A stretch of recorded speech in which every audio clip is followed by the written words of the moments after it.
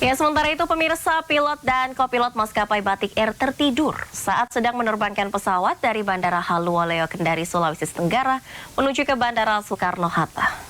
Ya, meski tidak ada korban jiwa, apa yang dilakukan kru pesawat tersebut membahayakan keselamatan penumpang.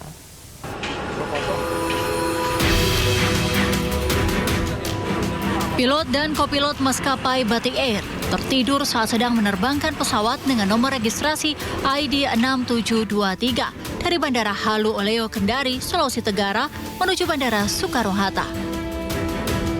Peristiwa tersebut diketahui dari dalam laporan pendahuluan yang dirilis KNKT. Pilot sempat tertidur selama 28 menit, sementara pesawat terbang dengan autopilot. Meski tidak menimbulkan korban jiwa karena pesawat tiba dengan selamat, namun kealpaan pilot ini sangat membahayakan para penumpang. Ketika pulang dari Kendari ke Jakarta, gantian pilotnya yang minta izin tidur, tapi ternyata kopilotnya ikut tertidur. Nah, ini seharusnya tidak terjadi. Kalau memang pilot-pilot itu dalam kondisi sehat jasmani dan juga mentalnya tidak letih, sebetulnya tidak untuk tidur selama penerbangan. Pihak Batik Air sudah menggrounded kedua kru pesawat tersebut.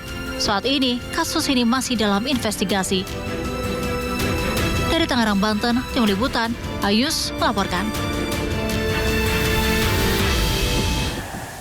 Ya, pemirsa, masih dari informasi yang sama, maskapai Batik Air menuai kecaman usai insiden pilot dan kopilotnya tertidur saat menerbangkan pesawat. Ya, Kementerian Perhubungan pun memberikan teguran keras kepada maskapai ini.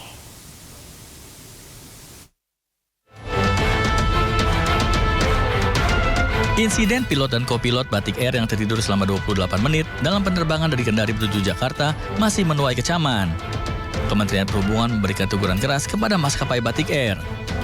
Maskapai dinilai perlu memperhatikan waktu dan kualitas istirahat pilot dan awak pesawat agar tidak mempengaruhi kewaspadaan penerbangan. Jika hal tersebut tidak segera dievaluasi, maka maskapai bisa membahayakan keselamatan penumpang. Peristiwa ini terjadi pada 25 Januari 2024 yang lalu. Pilot meminta izin untuk tidur kepada kopilot sehingga kemudi pesawat diambil oleh kopilot. Namun setelah 1 menit melakukan kontak dengan Jakarta, secara tidak sengaja kopilot tersebut juga tertidur. Beruntung pesawat yang mereka kemudikan bisa mendarat dengan selamat di Jakarta.